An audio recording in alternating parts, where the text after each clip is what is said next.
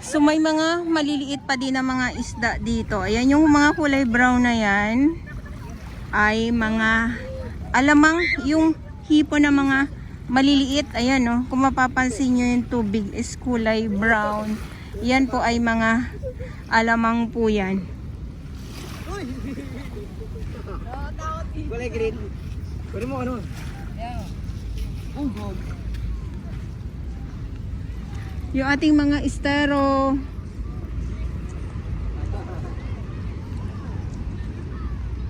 Ayan, umuulan. Ulan na naman. Estero Rangers ng DNR. So malinis. Wala tayong nakikitang mga kalat na nagtutumpukan dito sa Dolomite Beach po. Ayan no. Mga isda naman. Good morning po.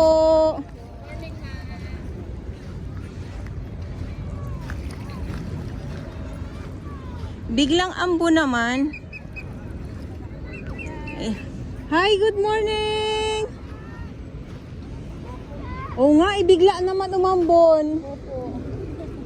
Buti na lang walang mga tambak na basura. Thank you po.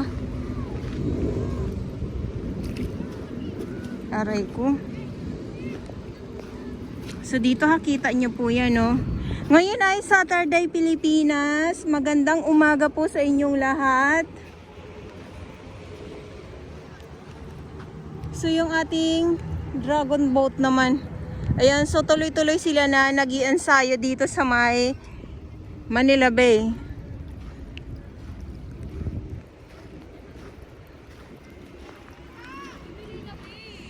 Ayan. Naku. Kasi ano, dahil ay may bagyo. So hindi ko alam kung anong pangalan ng panibagong bagyo na pumasok muli. Ayan, eto na naman bagyo na naman. So dito dahil ay may crab, ayun na. Dahil ay medyo high tide, so dito nakita natin nung nakaraang araw dyan na sobrang low tide talaga, ay ngayon hindi natin makukuhanan dahil ay medyo high tide po. At eto nga yung ating makikita sa ngayon.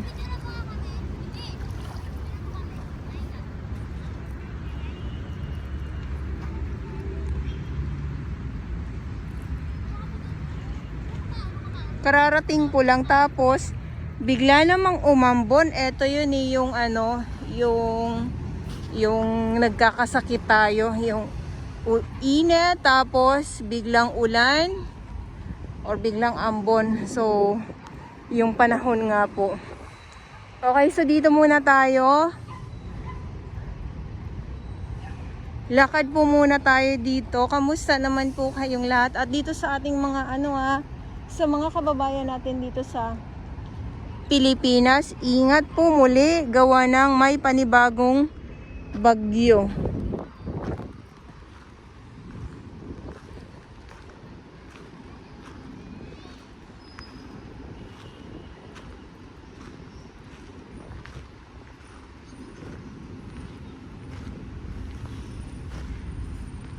Kaya naman talagang yung panahon, yung kalangitan ay makulimlim dahil nga po sa panibagong bagyo. Ayan sa aking mga viewers, sino nakakaalam dyan sa panibagong bagyo muli. Parang wala namang tigil Parang walang tigil ang bagyo.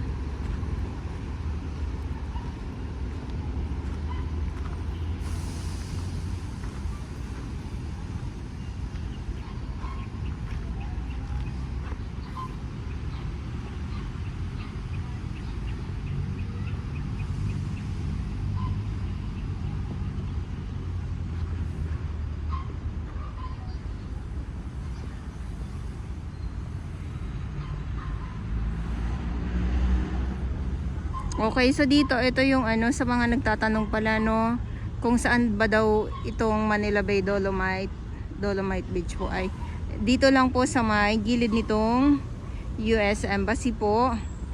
At ito yung nag-iisang tulay naman po dito sa Ross Boulevard. Ayan, so pag sinabi nyo, pag pupunta kayo dito sa may Manila Bay, Dolomite, ay Roas Boulevard. Tabi lang po ito ng US Embassy po. At pag doon kayo sa kabilang side dadaan, ay ito po ang makikita ninyo, yung nag-iisang tulay po dito. Okay? Walang ibang tulay dito sa Roas Boulevard, kundi ito lang po. So dito, ang mga nakatambak dito, dati, mga basura. Tapos, nung hakot na yung mga kalat na yon, dito nagtatambakan yung mga gulong, yung mga burak na nakuha nga dito sa dagat. Yung burak yung putik, yun na po yun. So, dito tapos yung ating mga warriors, yung ating mga MMDA, Stero Rangers ng DENR at saka DPS Mandaragat.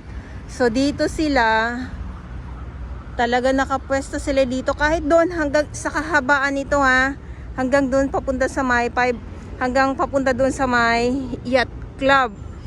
Yung kanilang paglilinis na dati ay halos yung kahit anong lakas ng alon, hindi na makaano yung alon dahil sa dami ng basura. Dito yan, no? Yan, dito po.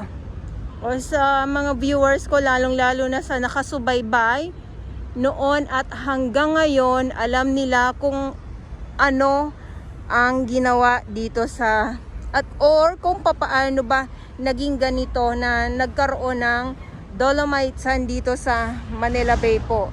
Alam yan ang aking mga viewers, lalong-lalo na meron pa din po tayong mga viewers na hindi nila alam bakit daw ano ba daw ang Dolomite Sand at wala naman daw pakinabang ang Dolomite Sand. Ay, buti nga may ganito na, may mga nakikita na tayong mga malapit na pasyalan lang talaga. So yung ibang mga foreigner naman na talagang nakita nila kung ano yung Manila Bay noon at saka ngayon na natatanong ko na ilan na rin beses na pabalik-balik dito, sabi nga nila ay grabe daw, yung amazing daw, ang laki ng mga pinagbago kasi nga nakakapunta sila noon at saka yung ngayon na ilang beses na din pabalik-balik dito, kaya alam nila yung ibang mga foreigners na mga natatanong ko Okay, so sa ngayon ito muna yung update natin. So umambon-ambon naman. Grabe naman yan.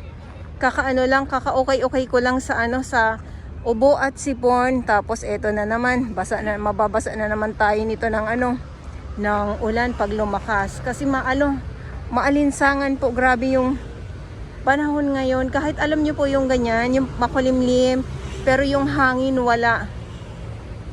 Okay, so Saturday Pilipinas, magandang umaga po sa inyong lahat.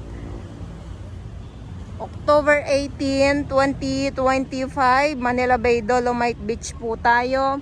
At yung ating mga namamasyal ngayon at yung ating dragon boat na patuloy po na nag-iensayo ngayon dito sa Manila Bay. Ayan po sila. So, lakad muna tayo naman dito sa may unahan.